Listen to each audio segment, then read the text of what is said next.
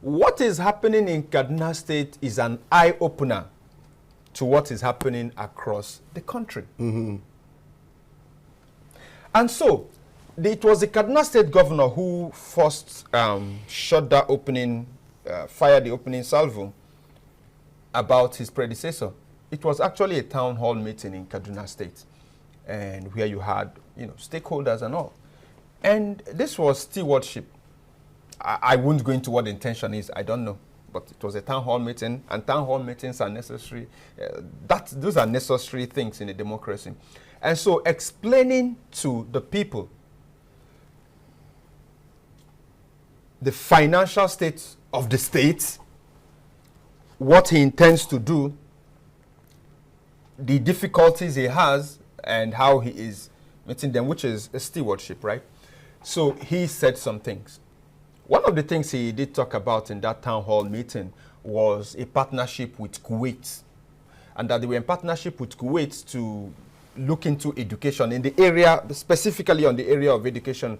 And so they targeted to take out approximately 200,000 out of school children, take them out of the streets, put them back in schools, and then build 102 new schools and renovate 170 existing schools. So he talked about that. But what has continued to gather attention, I mean, you read the papers, and now it has dropped to El-Rufai's sons,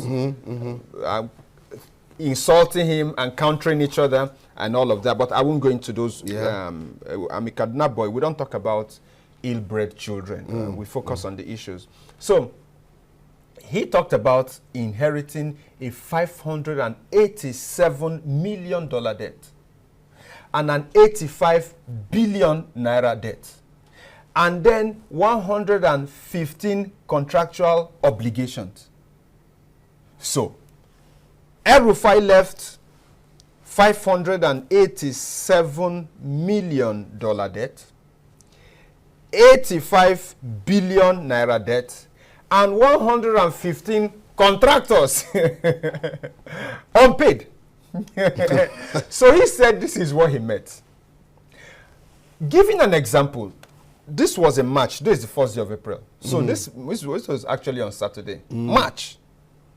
And he said from the federal allocation, because that is what Nigerian states have been reduced to, that federal allocation that came to Kaduna in the month of March 2024 was actually 10 billion. Wow. And that from this 10 billion, 7 billion was deducted to service loans. Look, this is quite key. 10 billion came in from FAC. And 7 billion out of 10 billion was used to service these debts. Not to pay them off, but to service them. And then he had 3 billion naira remaining. And 3 billion naira remaining, the state has a wage bill of 5.2 billion naira. So the remaining was not enough to pay salaries. So he says this is the situation of the state. This is the financial situation of the state. But that he has not borrowed, he has not sourced any loan since he assumed office, right? So he did not explain about, or at least the papers did not report. Did he talk about the IGR? How much IGR was? So how is he able to meet other? How is he financing the state? To me, that is not full accountability. But this was actually targeting for people to know the state of finance of the state. Now, why I say Kaduna State is simply because we also see SERAP. SERAP has also joined in the fray and asked these 36 state governors and the FCT to be open about the financial state, the loans and everything. Okay. The Debt Management Office last week announced that Nigeria had hit the 97.3 trillion naira mark of debt. So President Bola Ahmed Tinubu has upped it from where Buhari left it to 97.3 trillion. And let's not forget, they are still seeking more loans. That is that. Breakdown for states was 4.6 billion, right? 4.6 billion dollars. And that is what the SERAP is talking about, right? And then I think 5-point-something trillion naira. Wow. I think 5.7 or so trillion naira. The Nigerian states are owing in debt. And when you also look at some states there, you say they have no business there. Lagos State leads. It has the highest domestic and foreign debt. You know, Anambra State is there. Anambra State had no business. Anambra State used to have a healthy balance sheet. I wonder what has happened to Anambra State. Anambra State is there. Kaduna State, of course. Kaduna State is there. Delta State was also mentioned there. You know, so you look at Enugu State is also there. You know, you look at states that are owing are heavy. Now, the thing is, this really calls for some of the things Bishop Kuka has said. Yeah. Accountability. So we need to know what were these loans used for. And like Serap is also saying, what were these loans used for? How, you know, because we really need to know. Yeah. So you can't just tell us you collected 10 billion and then you use 7. What was this money used for? Where is this money? Where are the projects? Where are the contracts? You know, these guys enter every kind of loans, and the people are going to pay over the years, and we don't even know who, what, why, when. This is quite sad, and I think Nigerians should demand accountability, not just from Kaduna State, because he shouldn't also go off the hook, because he was campaigned for by the predecessor. So we need to know, did some of this money also going to campaigns?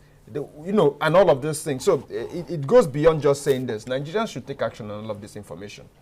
Yeah, people are speaking. People are already speaking up. Like a former national vice chairman, Northwest of the ruling All Progressive Congress, the APC, and chieftain of the party in Kaduna State, Salihu Mo Lukman, has asked the governor to undertake an inventory of the debt profile of the state with a view to understanding how it was utilized, just like you said. Because it's not enough to say, oh, this amount of money, I inherited this amount of debt and all of that.